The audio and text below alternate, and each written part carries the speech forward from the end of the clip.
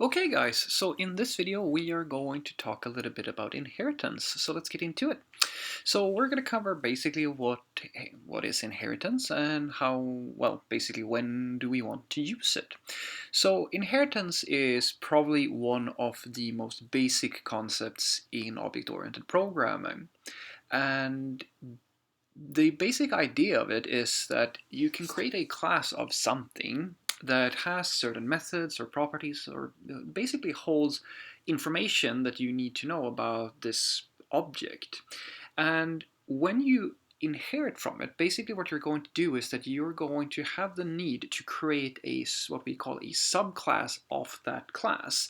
And you can think of it as a parent having a child, or a child-parent relationship, where the new class is going to extend from the parent class or the superclass, and it's going to inherit all of the attributes that we allow to be inherited from the superclass.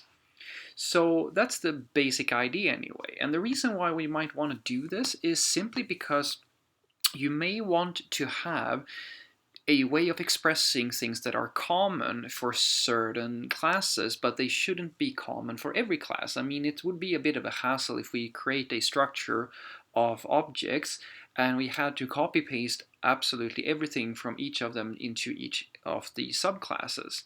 I will show you an example that I hope can illustrate my point. So if we have a look here at my little method here, this is a small program where I've created where I can create an instance of a ball. I've created an instance of a basketball and a football, and then I have these three methods there where I can bounce a ball, I can dribble a basketball, and I can kick a football.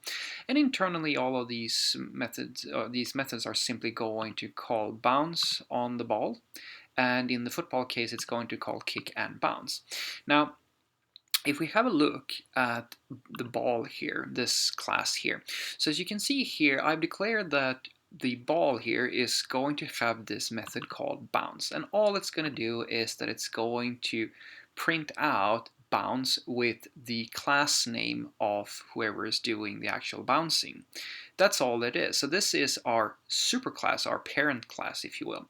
If we now have a look at, say, the football, so all the football is going to do is that it's going to extend from the ball, which means that now if we have a look here, you can see that I actually have access to both kick and bounce on this instance.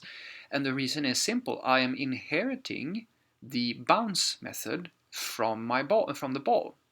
But I've also declared my own method called kick. So that's basically, this is all there is to inheritance. All I've done is that I'm getting for free the things that are coming from ball down into my football, and I can also add things on top if I wanted to. So I can add my own methods and gain the benefits of just having this ball, the stuff that is coming from the ball as well.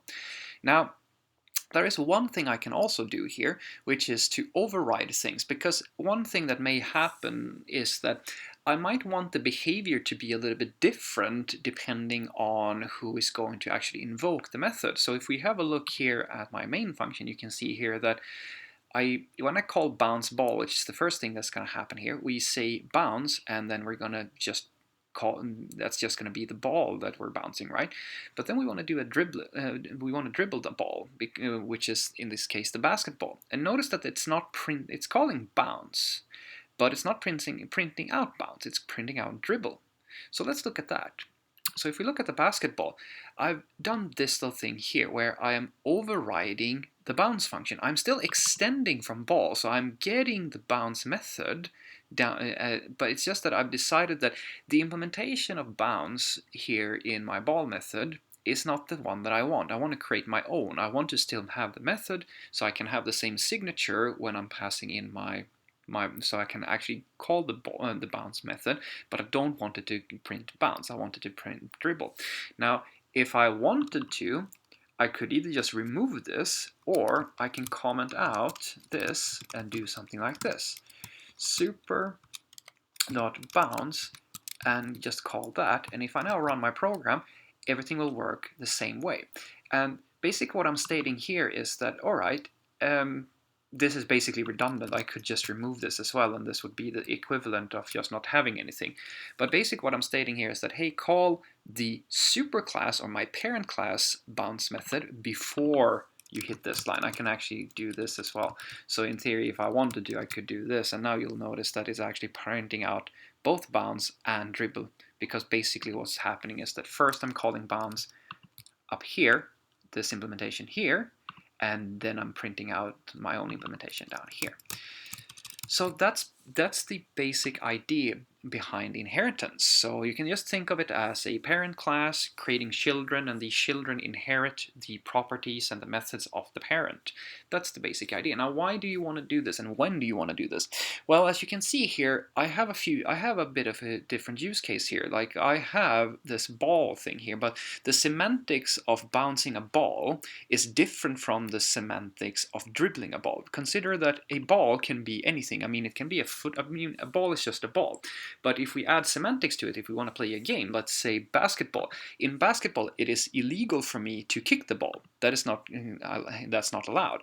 But in football, I can technically, well, if I kick a ball, it's still going to bounce. I'm not allowed to touch it with my hand, but it's allowed to bounce and I'm allowed to kick it. In basketball, bouncing the ball is not the same thing. Well, technically we could call it bouncing a ball, but that wouldn't make much sense. Dribbling is the term we use for bouncing the ball and trying to score through a hoop or something of this nature. So, as you can see, there are these slight differences in semantics associated with the different concepts. So, having this idea of moving the things that are common, the common denominators between several implementations like a basketball and a football, into a superclass, which we call which is the ball in this case, and just inheriting the bounce method is a way for us to reduce duplication in essence. So that's what I want you to take away from this. So inheritance is nothing apart from a superclass which gets extended by subclasses that inherit the properties of the superclass.